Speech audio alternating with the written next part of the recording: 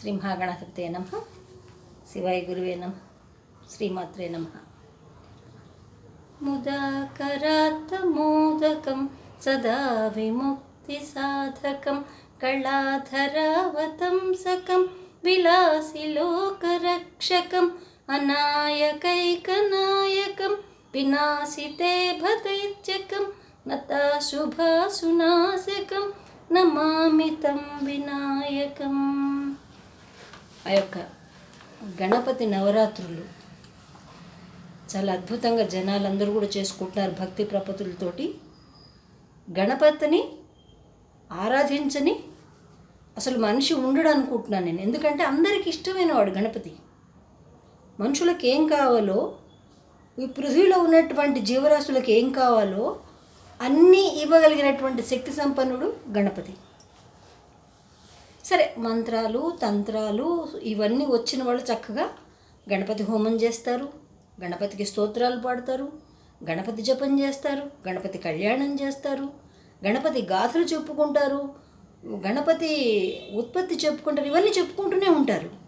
కానీ అందరికీ అర్థమయ్యేలాగా, ఫలితం మాత్రం అపారంగా ఉండేలాగా చాలా సూక్ష్మమైనటువంటి ఒక పద్ధతి ఉంది గణపతి ఆరాధనలో. ఇది ప్రత్యేకం అన్నమాట. ఎందుకంటే ఉన్నవాడు ఉన్నట్టుగా కొలుస్తాడు గణపతిని. కొండంత దేవుడికి కొండంత పత్రి తెచ్చి పూజ చేస్తాడు. లేనివాడి పరిస్థితి ఏంటి పాపం? ఇవాళ రోజున ఒక గరిక చిన్న కట్ట కొనాలన్నా సరే 25-30 రూపాయలు, 50 రూపాయలు లేనిది లేవు. కానీ మనకి రోజు కూలీలు, ఆటో డ్రైవర్లు, ట్యాక్సీ డ్రైవర్లు, చిన్న చిన్న వ్యాపారాలు చేసుకునేవాళ్ళు, వీళ్ళందరూ కూడా తరించాలి కదండి. మరి అదే కోటీశ్వరుడు అనుకోండి, గణపతి హోమం చేయిస్తాడు, చక్కగా ఉత్సవాలు చేయిస్తాడు, ఆడంబరంగా పందిళ్ళు వేస్తాడు, డెకరేషన్లు పెడతారు, చక్కగా రోజు అన్నదానాలు, భజనలు, కీర్తనలు, పురాణాలు అన్నీ చెప్పిస్తూ ఉంటారు. కానీ మిగతా వాళ్ళ పరిస్థితి పాపం. ఎందుకంటే గణపతి చాలా సూక్ష్మ జ్ఞానం కలిగినటువంటి గణపతి. అందుకే కదా మరి మాతాచ పార్వతీదేవో పితాదేవో మహేశ్వర బాంధవాసి విభక్త స్వదేశో భూనతులు అనుకుంటూ పార్వతీ పరమేశ్వరుల చుట్టూ తిరంగానే ఆయన కుమారస్వామికి గణపతికి ఉన్నటువంటి పోటీలో ఆయన నెగ్గగలిగాడు. ప్రథమ స్థానం ఆయనకే వచ్చింది, గణాధిపత్యం ఆయనకే వచ్చింది. ఎందుకని? సూక్ష్మ జ్ఞానం ఉపయోగించాడు. ఇక్కడ కూడా మనం గణపతి గురించి సూక్ష్మంగా చెప్పే ప్రయత్నం చేస్తాను.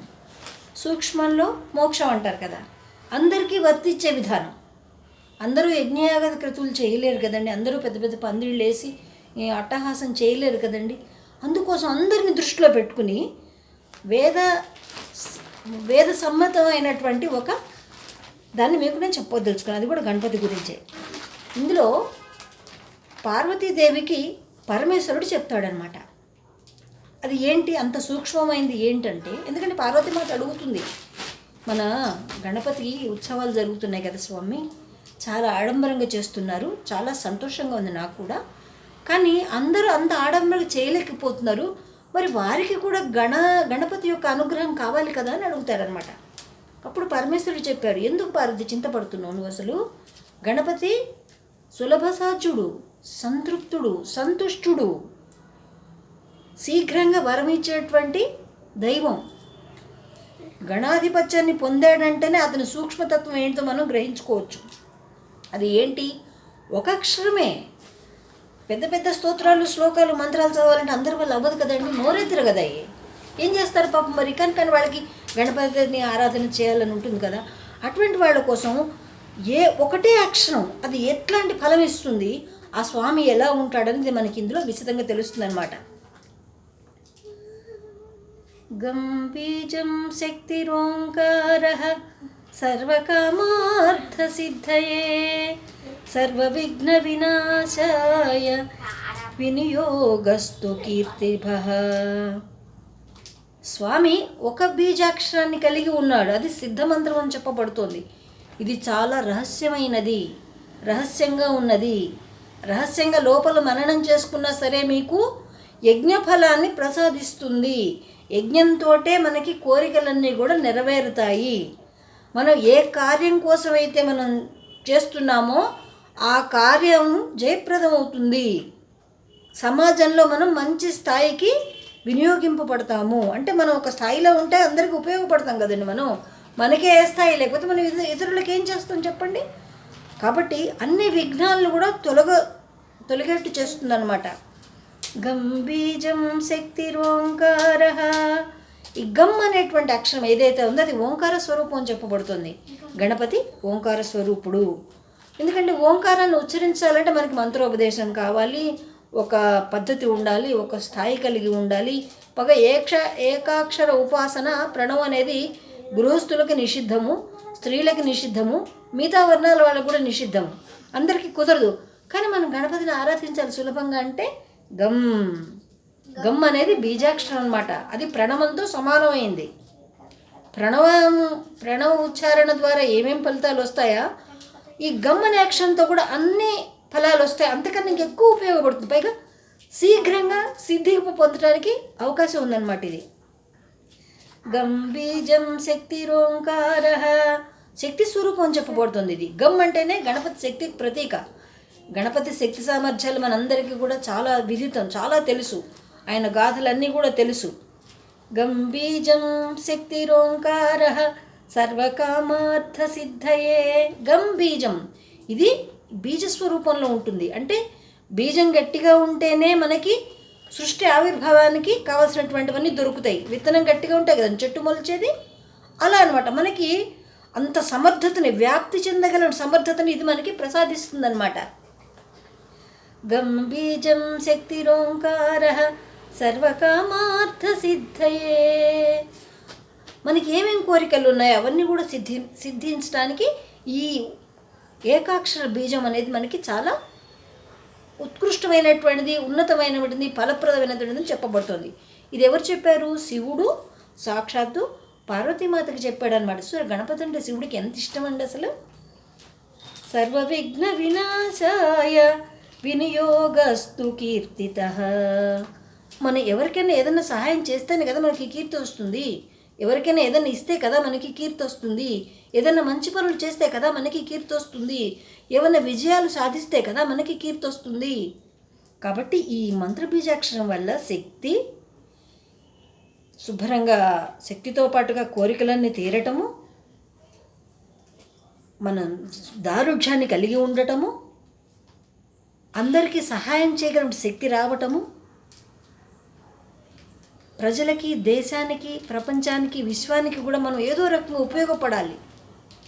అటువంటి శక్తిని కూడా మనకి ప్రసాదించేటువంటి అక్షరం గమ్. ఇది గణపతిది.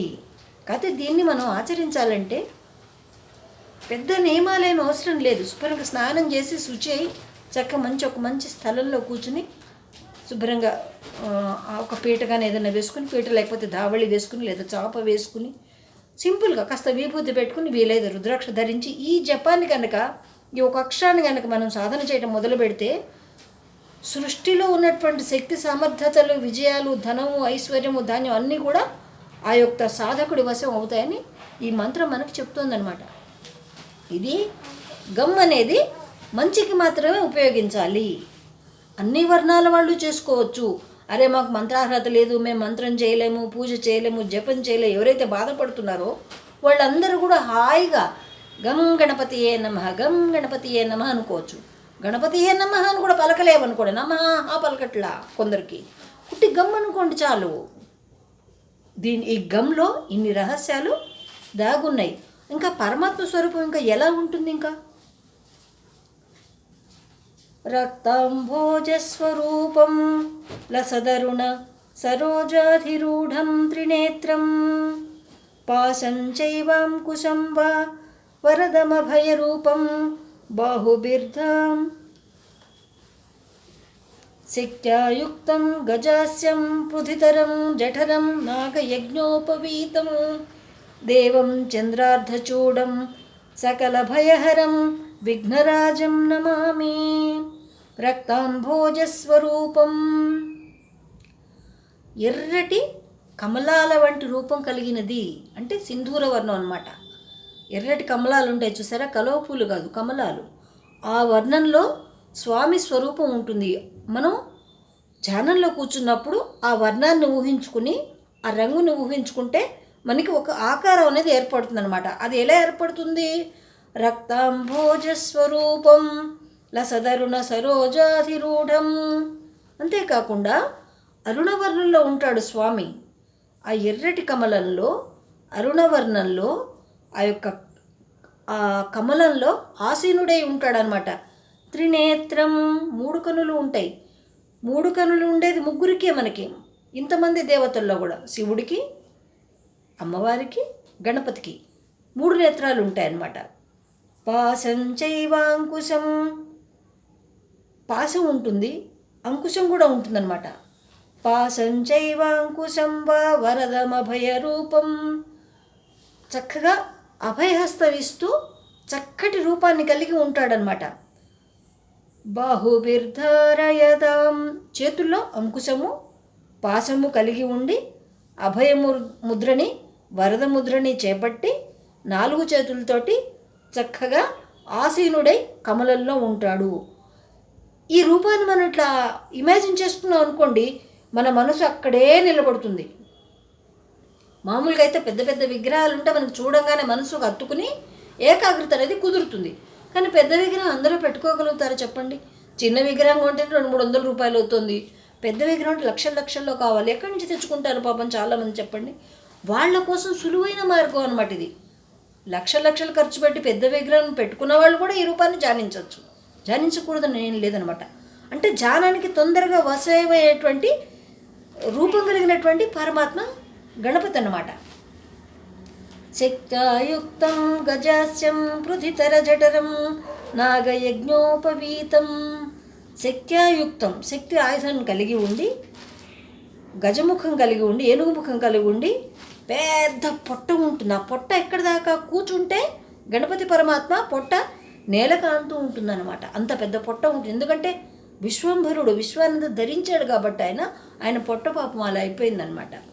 నాగయజ్ఞోపవీతం, ఆ సర్పాన్ని యజ్ఞోపవీతంగా ధరించాడనమాట. ఇక్కడ సర్పం అనేది కాలానికి చిహ్నం. కాలాన్ని ఆయన ధరించి ఉన్నాడు, కాలంలో ఆయన ఉన్నాడు, ఆయనే కాలస్వరూపుడు అని చెప్పుకోవచ్చు అనమాట. అందుకు అది చిహ్నం. నాగయజ్ఞోపవీతం ధరించాడంటే కాలం ఆయన వశమై ఉంది, ఆయన వశంలో కాలం ఆయన లేడు, కాలంలో ఆయన వశపడలేదు అని అర్థం అనమాట. కాలమే ఆయనకి వశపడి ఉంది అని అర్థం అనమాట. దేవం చంద్రార్ధచూడం, ఇంకా దేవుడు ఎలా ఉన్నాడు? అర్ధచంద్రాకారాన్ని చంద్రుని ధరించున్నాడు అనమాట. చంద్రబింబం కూడా మనకి, అర్ధచంద్రాకారం కూడా మనకి అమ్మవారికి, శివుడికి, గణపతికి ముగ్గురికే ఉంటుంది. 3 నేత్రాలు గణపతి, 3 నేత్రాలు అర్ధచంద్రం అంటే ఇలా ఉంటుంది చూడండి చంద్రం. ఆ అర్ధచంద్ర వంకం కూడా గణపతికి ఉంటుందన్నమాట. సకల భయవహరం, ఈ రూపాన్ని ఎవరైతే ధ్యానిస్తున్నారో వాళ్ళకి ఎటువంటి భయం ఉండదు, అన్ని భయాలు దూరం అయిపోతాయి. విఘ్నరాజం నమామి, ఏ విఘ్నం కూడా కలగకుండా ఆయన మన్ని కాపాడుతాడు. ఎందుకంటే విఘ్నాలకన్నిటికీ ఆయనే అధిపతి. విఘ్నం కలిగించాలన్నా, విఘ్నాలని దూరం చేయాలన్నా గణపతి దగ్గరే ఉందన్నమాట. ఇక్కడ సకల భయహరం, అన్ని భయాలు పోతాయి. విద్యార్థులు కనుక దీన్ని సాధన చేస్తే విద్యలో ప్రథమం వస్తుంది. వ్యాపారులు దీన్ని సాధన చేస్తే వ్యాపారం అభివృద్ధి జరుగుతుంది. మనసు మనకి నిలకడగా లేదు, అనేక రకాలుగా పోతుంది, భయంగా ఏదో కొన్ని కారణాలు ఆలోచిస్తూ మనోవికలం ఉన్న వాళ్ళకు కూడా ఈ రూపాన్ని ధ్యానిస్తే మనసు చక్కగా ఏకాగ్రత వస్తుంది, మనసు శాంతపడుతుంది అనమాట, చల్లబడుతుంది, ఆత్మశాంతి కూడా కలుగుతుంది అనమాట దీనివల్ల. ఈ గణపతి అర్థాలు ఇంకా చాలా ఉన్నాయి ఇందులో మనం తెలుసుకోవాల్సినవి. ఒక వ్యవసాయదారుడు ఈ మంత్రాన్ని సాధన చేసినట్టయితే ఆయనకు పంట ఎక్కువ లభిస్తుంది. ఇలా ఏది కావాలో సరే మీ కోరికలు ఏవైతే ఉంటాయో మంచి వాటికి ఉపయోగించండి.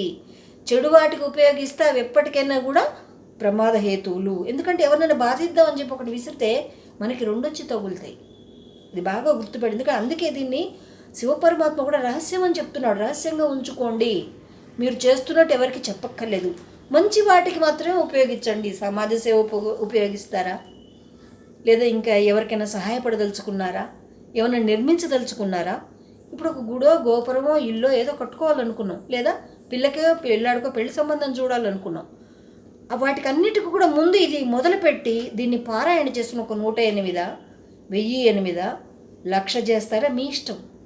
చేసి అప్పుడు పని మొదలు పెడితే మీకు మీకు అనుకున్న కార్యం శుభ్రంగా నెరవేరుతుంది. రక్తాంభోజస్వరూపం లసదరుణ సరోజాధిరూఢం త్రినేత్రం పాశం చైవాంకుశం వా వరద అభయరూపం బాహుభిర్ధారయంతం శక్త్యాయుక్తం గజాస్యం పృథితర జఠరం నాగయజ్ఞోపవీతం దేవం చంద్రార్ధచూడం సకల భయహరం విఘ్నరాజం నమామి. ఎటువంటి భయాన్నైనా సరే పారదోలుతుంది. ఇప్పుడు మనకి ఉత్పాతాలు ఎక్కువ వస్తున్నాయి కదండి, జలపాతాలు, యుద్ధ భయము, మరి ఆహార వస్తువులు ఎక్కువ రేటు పెరగటము, ఇవన్నీ ఉన్నాయి. అశాంతి, కల్లోలాలు, రాజకీయ సంక్షోభాలు, మత సంక్షోభాలు, కుల సంక్షోభాలు, ఇవన్నీ కూడా శాంతింపబడతాయి గణపతి వల్ల. ఎందుకంటే గణపతి పృథ్వీతత్వానికి చిహ్నం అన్నమాట. అది మనం ఎప్పుడైతే ఆయన ధ్యానం చేస్తున్నామో ఈ ఏకాక్షరంతో అవన్నీ కూడా శాంతింపబడతాయి. మనం భూమండలంలోనే ఉన్నాం కదండి, మరి భూమంతా కూడా చక్కగా సస్యశ్యామలం అవుతుంది, తగుమాత్రం వర్షాలు పడతాయి, చక్కగా అధిక పంటలు వస్తాయి, ఆరోగ్యాలు పెరుగుతాయి, వైరస్లు కూడా నివారింపబడతాయి అన్నమాట.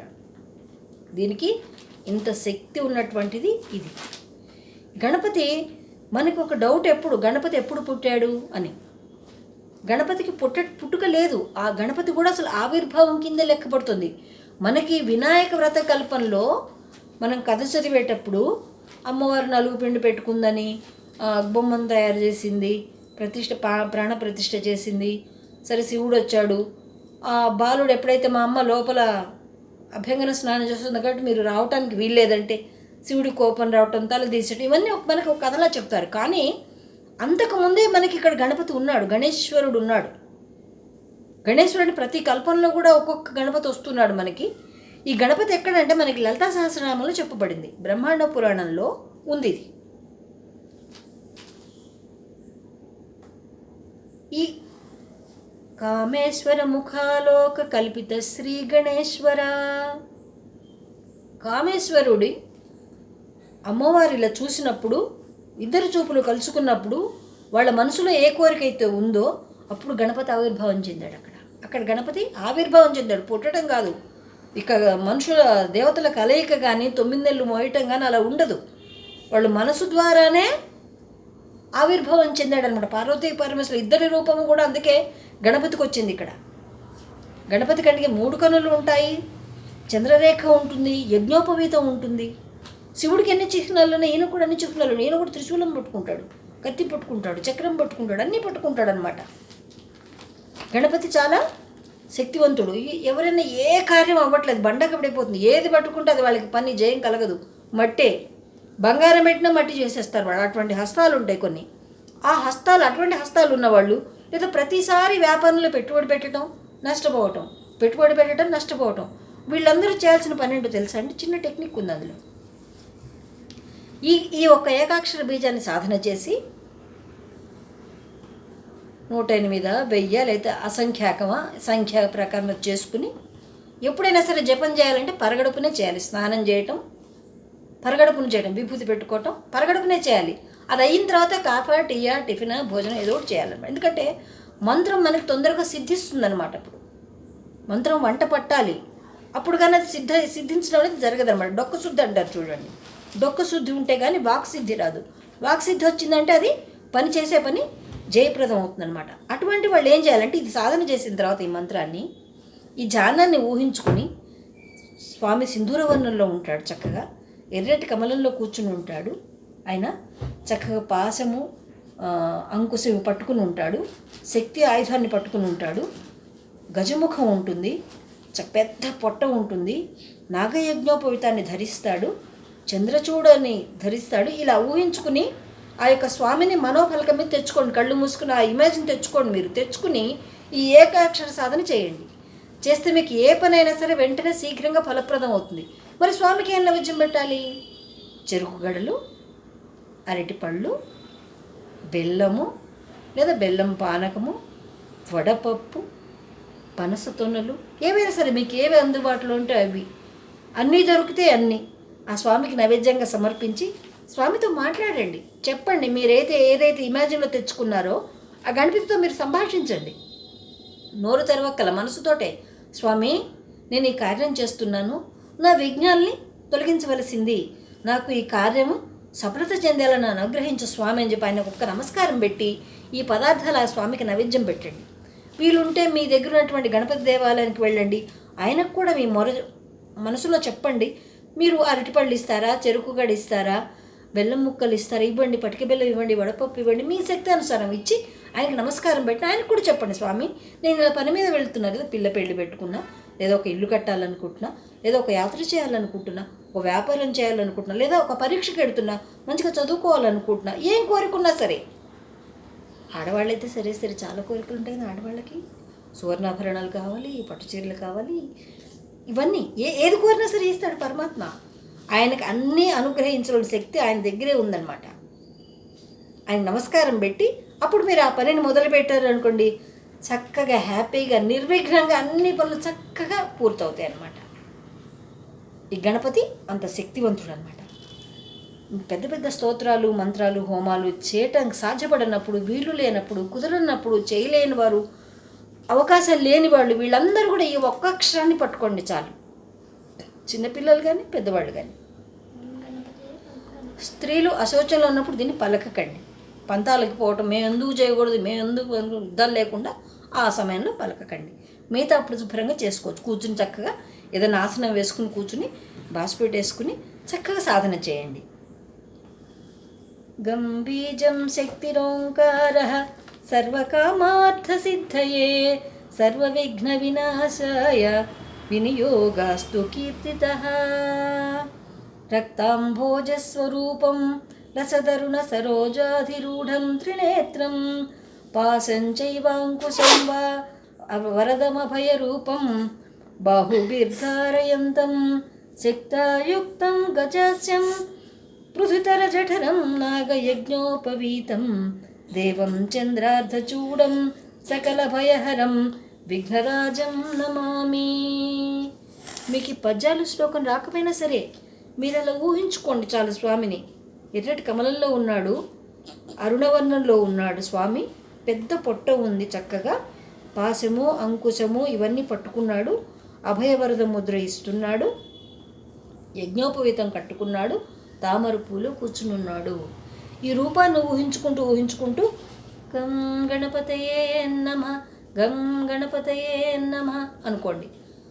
మిగతా అక్షరాలు రాకపోయినా సరే గం గం గం గం గం గం అనుకుంటూ వెళ్ళినా సరే అది ఫలం మీకు ఖచ్చితంగా లభించి తీరుతుంది. దీన్ని పారాయణ చేయటం వల్ల మీకు గణపతి హోమం చేసిన సిద్ధి కూడా కలుగుతుంది. ఎందుకంటే గణపతి సర్వసమర్థుడు, సర్వశక్తివంతుడు, గణాలన్నిటికీ కూడా అధ్యక్షుడు ఆయనే. లక్ష్మీ గణపతి, బుద్ధి గణపతి, సిద్ధి గణపతి, విద్యా గణపతి, ఐశ్వర్య గణపతి, యుద్ధ గణపతి, దిష్టి గణపతి, ఇలా రకరకాలుగా ఉన్నాయి గణపతులు. ఆఖరికి వామాచారంలో కూడా గణపతిని ఆరాధన చేస్తారు వీళ్ళు. మనకు ఆ గోల మనం వద్దు, ఎందుకంటే మనం దక్షిణాచారంలోనే ఉందాం. ఉచ్చిష్ట గణపతి అంటారు దాన్ని. ఈ తాంత్రికం చేసేవాళ్ళందరూ కూడా ఉచ్చిష్ట గణపతిని సాధన చేస్తారు. దాని తీవ్రమైనది, దాని జోలికి వెళ్ళకూడదు. దాని ఫలితాలు కూడా చాలా తీవ్రంగా ఉంటాయి, బాధిస్తాయి మనిషిని. నాకు తెలిసి ఒక ఆయన ఉన్నాడు, గణపతి భక్తుడు ఆయన, కానీ కటిక దరిద్రం ఉండేదన్నమాట. ఆ దరిద్రాన్ని భరించలేక ఏం చేశాడు, ఈ సాత్వికంగా ఉన్నటువంటి గణపతి సాధన కన్నా కూడా ఉచ్చిష్ట గణపతి అనేది తొందరగా శీఘ్ర ఫలప్రదం అవుతుంది. ఎందుకంటే అది మనం ఎవరినైనా సరే ఒక తిట్టి లేదా బెదిరించి భయపెట్టి ఎలా పనులు చేయించుకుంటామో అలా అన్నమాట. గణపతిని వాళ్ళు నానా మాటలు అంటారు. కొన్ని ప్రక్రియలు నేను చెప్పలేను, కానీ నేను ఇప్పుడు చెప్పదలుచుకున్న రహస్యమే కాబట్టి బద్దలు కొట్టేస్తుందని. గణపతి మీద వాళ్ళు ఉమ్ము వేస్తారనమాట. ఉమ్మి వేస్తూ గణపతిని తిడుతూ గణపతి ఆరాధన చేస్తారు. ఆ బాధ భరించలేక గణపతి ఏంటంటే తొందరగా ఏం కావాలో కోరుకోమా అనేస్తాడనమాట. కానీ గణపతిని మనం ఎంత బాధ పెడుతున్నాను తెలుసా అండి, ఎంత పాపహేతు అది. వీళ్ళు అనుకుంటారా నేను ఏమన్నా సాధించగలను, ఇప్పుడు నా గణపతి నాకు సిద్ధిని ప్రసాదించేశాడు అనుకుంటారు. వాటిల్ని సరే వాళ్ళకి కావాల్సిన కోరికలను ఆ సిద్ధి ద్వారా తీర్చుకుంటారు. కానీ గణపతిని ఎప్పుడైతే ఆ ఉచ్చిష్ట గణపతి ఉమ్ము వేస్తూ పూజ చేశారో ఆ పాపం వాళ్ళని జన్మలకి వెంటాడుతుంది, వదిలిపెట్టదు. నాకు తెలిసి ఒకళ్ళు ఉన్నారనమాట, గణపతి సాధన చేశారు, దాంట్లో సిద్ధి వచ్చింది, చక్కగా ఇల్లు కట్టాడు, పెళ్ళాము పిల్లలు అందరూ చదువుకున్నారు, చివరికి వాడు ఆ పాపలు అనుభవించాలి కదండి. పిచ్చివాడైపోయాడు. పిచ్చివాడైపోయి చెత్త కుండీలలో చెత్త తినటం, అది అసలు తినదగ్గదా తినకూడదందా తినేదాన్న విచక్షణ కోల్పోయి సర్వభక్షకుడైపోయాడు. చివరికి ఏది కనపడుతుంది నోట్లో వేసేసుకోవటం, ఆకలి తీరకపోవటం, ఎంత తిన్నా ఆకలి తీరదు. చివరికి పశువుల యొక్క విసర్జకాలు తినటం, మనిషి యొక్క విసర్జకాలను తినటం, చెత్త తినటం, చెత్త కుండీలో కాగితాలు తినటం, హగ్గీల కాడి నుంచి తినటం, ఏది వదిలిపెట్టట్లా. వాడు తీరట్లా ఆకలి. ఆ పాపం ఎక్కడికి పోతుంది? కాబట్టి ఆ ఉచ్ఛిష్ట గణపతి ఉపాసన చెయ్యకూడదు, చెయ్యొద్దు, ఎవరు కూడా చెయ్యొద్దు. మనకి నిదానంగా అయినా సరే మనం మంచి మార్గంలోనే వెళ్ళాలి. ముళ్ళ మార్గంలో ఎగురుకుంటూ అవతలకి వెళ్ళే కన్నా కూడా కొంచెం చుట్టూ తిరిగితే ఏమైంది, మనం రహదారి గుండానే వెళ్దాం. గణపతి ఎందుకంటే భక్త సులభుడు, భక్త సాధ్యుడు, చాలా అల్ప సంతోషం. ఈ చిన్న అటుకులు పెట్టినా సరే సంతోషపడిపోతాడు ఆయన, ఉండ్రాళ్ళు పెట్టినా సంతోషపడిపోతాడు, పటిక బెల్లం ఇచ్చినా, వడపప్పు ఇచ్చినా, నీళ్ళు ఇచ్చినా, ఒక అరటిపండు పెట్టినా సరే సంతోషపడిపోతాడు ఆయన. అల్ప సంతోషం అన్నమాట, నిత్యతృప్తుడు, అల్ప సంతోషి. కాబట్టి గణపతి సాధన మనం దక్షిణాచారంలోనే చేయాలి. మొన్న వ్రతం చేసుకున్నారు కదండి, అందరూ శుభ్రంగా కథ చదువుకున్నారు, అక్షంతలు వేసుకున్నారు, చక్కగా గణపతికి పాలవెల్లి కట్టారు, పళ్ళు పలహారాలు ఉండ్రాళ్ళు నైవేద్యం పెట్టారు. ఎంత సాత్వికంగా హ్యాపీగా సంతోషంగా హాయిగా ఉంది కదండి మనకి. కాబట్టి మామూలుగా గణపతి పండగ రోజే కాకుండా ఉట్టేప్పుడు కూడా ఈ ఏకాక్షరాన్ని సాధన చేసుకుంటే మీకు సకల ఫలాలు కూడా లభిస్తాయి. కానీ ఎప్పుడు మంచిగా కోరుకోండి. సర్వే జనా సుఖినో భవంతు. సర్వజీవులు కూడా శాంతిగా ఉండాలి, తృప్తిగా ఉండాలి, సంతోషంగా ఉండాలి, ఆనందంగా ఉండాలి. ఎవరిని శపించడము, తిట్టడము, బాధించడం మాత్రం చేయకండి. ఎందుకంటే ఆ ఫలం ఎప్పుడోప్పుడు వచ్చి ఖచ్చితంగా వచ్చి తీరుతుంది. అది ఎక్కడికి పోదు, వెంటాడుతుంది అనమాట. ఇప్పుడు చెప్పే కదండి నేను ఒక అతని గురించి. కాబట్టి అటువంటి వాటి జోలికి వెళ్ళకండి. ఎందుకంటే ఈ మధ్య చాలా తాంత్రికం చేయటం అనేది ఫ్యాషన్ అయిపోయింది. ఇప్పుడు ఎవరైతే తాంత్రికం చేస్తున్నారో వాళ్ళు గొప్ప కింద భావింపబడుతున్నారు. గొప్ప, అమ్మో తాంత్రికులే అని వాళ్ళకేదో బ్రహ్మరథాలు పట్టడం, లక్షలు ఫీజులు చెల్లించుకోవటం, ఇవన్నీ కూడా పాపహేతువులు. ఇప్పుడు బాగానే ఉండొచ్చు తాత్కాలికంగా, అది తర్వాత ఎప్పుడో వెంటాడిన రోజున తెలుస్తుంది దాని బాధ ఎలా ఉంటుందనేది కూడా. కాబట్టి అటువంటి వాటి జోలికి వెళ్ళకండి. సహజమైనంత తాంత్రికం జోలికి వెళ్ళనేకూడదు. మనం చక్కగా సాత్వికంగా దక్షిణాచారంలోనే మనం పూజ పునస్కారాలు కానీ, మంత్రజపానుష్ఠానం కానీ ఏవైనా ఇందులోనే చేసుకోవాలన్నమాట. కాబట్టి ఆ గణపతి మహారాజుకి ఒక్క నమస్కారం పెట్టుకుందామండి మనం.